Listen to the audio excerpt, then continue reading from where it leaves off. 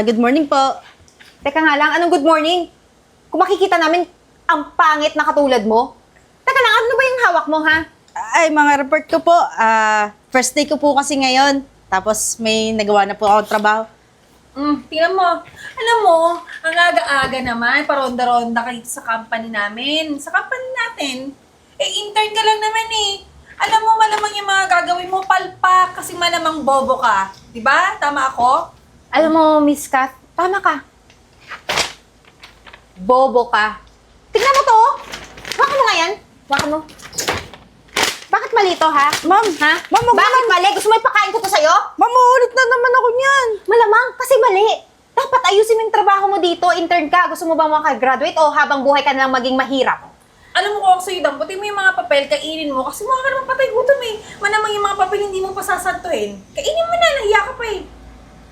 Ano? Ano pag hinihintay mo? Sumunod ka sa amin. Baka hindi mo ako kilala kung ano ako dito. Ako, kahit bago pa ako dito, inaayos ko yung trabaho ko, pinapakita ko anong kaya ko. Kaya nga nagkasundo kami ng general manager. Ma'am, pagpasensyahan niyo na po. Baguhan pa lang po ako. Nagsisimula pa lang din po ako ngayon. Sorry. Ayun na nga, ayun na nga, ayusin mo yung trabaho mo. Yung tatanga-tanga ka? Sige. Pwede ba umalis ka dito sa harapan namin? Nakakaumay yung mukha mo. Sorry po. Para kang karning baboy na nakakaumay. Alis!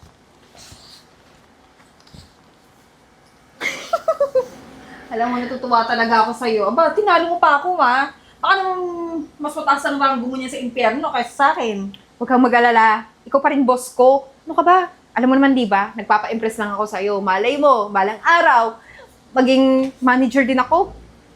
Ay, nako. Tara na nga. Bigla ako nagutom doon sa baboy na yun ha. Libre mo ko.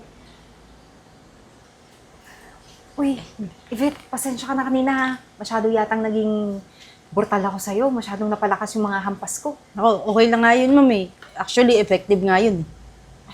Pero siguraduhin natin ha. Kapag nanalait ako, go ka lang. Kung anong ipagawa ko sa'yo, go ka lang din. Para hindi tayo mahalata ni Miss Kat. Sige po, ako pong bahala. Huwag kayong mag-alala. Ginagalingan ko tong trabahong binigay mo sa akin. Sige, maraming salamat. Sige po. Ma'am Kat, bakit po kayo nandito? May kailangan po ba kayo? Ano ka ba? Alam mo, natutuwa ako sa'yo eh. Alam mo, feeling ko talaga magkakasundo tayo. Kahit bago ka pa lang, imagine ha, salbahe ka rin pala talaga. Alam mo naman, basta mga malademonyo, nagkakasundo talaga sa lahat ng bagay. Sino mo magkakasundo dito? Di tayong dalawa lang. Tsaka alam mo, meron ako bibigay sa trabaho. Medyo maliit lang naman tong trabaho. Ano yun? Kasi bibigyan kita ng access. Tayong dalawa lang makakaalam nito. Ikaw at ako. Kasi malaki na rin naman yung tiwala ko sa'yo. Nakita ko naman kung gano'ng ka-demonyo. So, ibig sabihin, magkakasundo talaga tayo. Teka lang ma'am. Ano pong trabaho yan? Ano ka ba? Ganito na naman ang gagawin mo. Bibigyan kita ng access dito sa company natin. Tapos, yung mga pumapasok na pera, syempre dadayain yung report. Maliit lang naman yun, pero yung kikitain natin, malaki. Kung magdalala. Talaga ba? Kung ganun, interesado ako, pero dapat ha, 50-50 tayo. Ayoko namang 70-30 ang hatian. Hoy, ambisyosa ka. 60%, tapos 40 sa'yo. Pwede na yun. Syempre, bago ka pa lang eh. Teka lang, pag-iisipan ko 60-40. Okay. Okay na ako. Deal tayo. Mga kapangkala mo talaga malulugi ka. So, alam mo nang gagawin. May papasok sa yung report, babawasan mo. Maliit lang naman muna to. Pansamantala lang naman, 500,000. Tapos pag magaling ka na, kapag kabisado mo na lahat, tsaka natin tataasan. Pero ito tatandaan mo ayoko ng mga traidor. Yung last time na pinagpalitan mo, kaya hindi rin tumagal yung kasi masyadong loyal dito sa company. Tsaka mukha akong ikakanta eh. Pero ikaw mukhang alam mo naman na hindi mo ko ikakanta. So, mabuti na lang, wala na yun dito. Hindi na tayo mare-report kung sakaling mahuli tayong dalawa. Malamang wala na talaga yun kasi pinatanggal ko na. Kaya kung ikaw, kung ako sa'yo, wag ka na mag-isip ng kung ano-ano. Gawin mo na lang kung ano inuutos ko para hindi ka matanggal. Naiintindihan mo ba ako? Yes, ma'am. Alam mo, gustong-gusto ko yan eh. Basta ha, 60-40 tayo ha. Basta ayusin kong mabuti itong pinapatrabaho mo, malinis, wala makakaalam kahit sino. Kahit isang lamok, hindi makakaalam. O, sige na. Sige na, mauna na ako. Isasend ko na lang sa'yo, Sige. Chief, ito po yung ebidensya na nakuha ko galing kay Miss Kat. Ito po yung access na meron siya. At na-check ko na rin po sa system kung talagang ito yung report. Pero salungat po talaga. Kaya maaari nyo na pong tungkunin. Sige po, ma'am. Kung may mga ebidensya pa po kayo dyan, ibigay niyo na lang po agad sa akin para malikop ko na. Ako pong bahala. Ito na po. Eden! Ano na naman to, ha? Bakit puro mali na naman tong report na to? Ilang beses ko naman sinabi sa'yo, ayusin mo yung trabaho mo kasi kung hindi mo ayusin, hindi ka makakagraduate. Ma'am, sorry po. Uulitin ko na lang po. Uulitin ko na lang po. Sorry po talaga. Ano ka ba naman, kabago-bago mo, puro sorry naririnig sa'yo. Eh, paano hindi mo naman ginagawa na maayos yung trabaho mo? Tatanga-tanga ka eh. Pasensya na po, ma'am. Kaya nga, lagi na lang akong hina-high blood. Walang araw na hindi ako nasigaw dito. Alam mo ba, yung lalamunan ko, ha? Lalabas na. Ano, pag nagkasakit ako, meron bang papalit sa akin dito na magaling? Di ba wala? Alam nga naman ikaw, ang bobo mo. Sorry na po, ma'am. Nagkamali lang po talaga. Hayaan niyo po, ayusin ko po agad tapos ibabalik ko po sa inyo. Pwede ba umalis ka na? Tuwing nakikita kita, yung nagkikrib ako sa samgyupsal. Umalis ka na! Sige po, ma'am. Alis na po ako. Reggie, nakakainis. Ako, pati tayo nagmamatika sa kakasigaw sa intern na yun. Kakaloka. Pero speaking of samgyupsal, bakit hindi tayo kumain mamaya?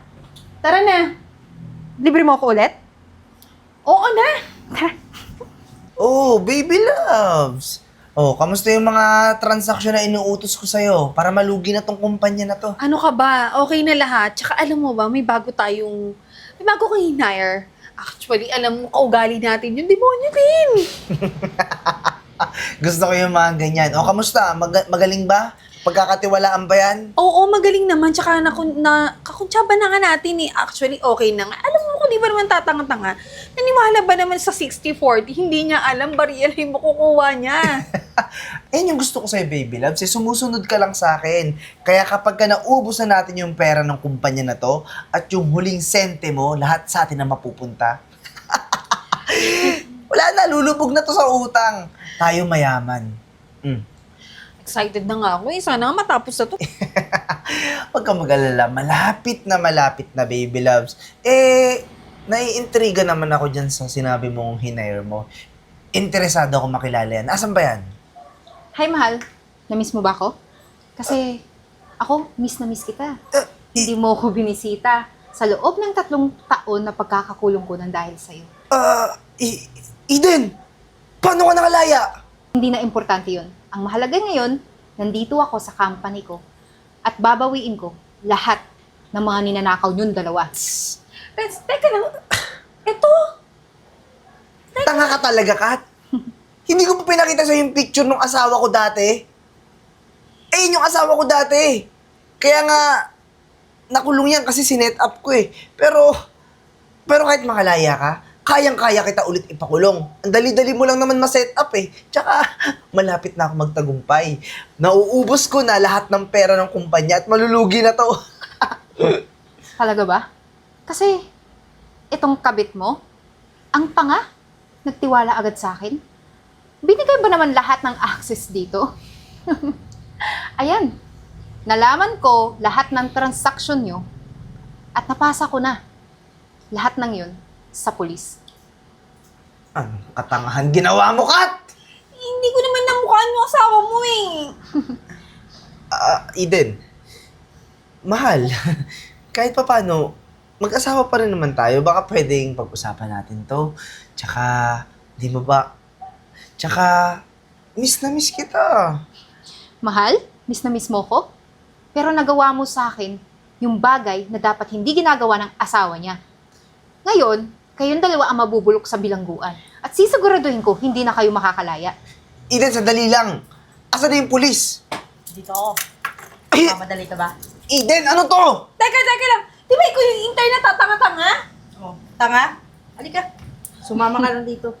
Lahat ng to, planado ko na. Bago ako makalaya. Kasi, alam ko na merong anomalya dito. Mabuti na lang, nandito yung pulis, nakipagtulungan sa akin para mahuli ko kung sino talaga. Pero, sad to say, ikaw, na asawa ko, at ikaw, na general manager, wala kayong pinagkaiba. Mga basura yung utak. Ikaw yung tanga, Kat. Kasi nagtiwala ka agad. Ang bobo mo! Eden, huwag mo na ako isali dito. Mag-usapan natin, mahal kita, di na ba? Tara na, tumayo ka na dyan. Eden! Mabulok kayo. Eden, maawa ka naman sa akin na hindi ako sanay sa ganitong buhay. Ayoko dito sa kulungan. Eh sana, inisip mo muna bago mo gawin yung pangungurakot mo sa sarili kong company. Pero nandito lang naman ako para hindi kayo bisitahin. Nandito ako para ibigay sa inyo ang magandang balita na nabawi ko na lahat ng nawala sa akin. Oh, yun naman pala eh. Pwede tayo magsimula ulit. Pwede tayo gumawa ng masasayang alaala. Patawarin mo na lang ako. Tsaka, ibabalik ko na siya sa'yo. Ayoko na rin naman na sa kanya. Tinitigawan na ako dito sa kulungan. Pwede naman kayo magsama habang buhay dito sa kulungan. Kasi naaprubahan na yung annulment natin. So ngayon, wala ka na talagang makukuha ni isa sa akin. Eden, hindi ako handa sa ganitong buhay. Eden, sige na, kung kailangan ko lumuhod sa asin, gagawin ko para sa'yo. Kakain ako ng bubog. Bubog ako ng apoy. Sige, Eden, palayain mo lang ako dito. Kahit magpakamatay ka pa dito, wala akong pakialam. At ikaw naman, ang tanga mo, no? Talagang pumatol ka pa sa may asawa. Ngayon, dahil sa kalokohan niya, nadamay ka. Kasi ikaw din eh, katulad niya. Mga mukhang pera kayong dalawa. Eden, sige na. Nakakatuwa kayong pagmasdan. Pasensya na, kasi wala na akong magagawa. At hindi ko alam kung kailan kayo makakalaya. Kasi ang pagkakaalam ko, wala na kayong pag-asa makalaya. Eden, sandali lang, Eden! Eden! Eden!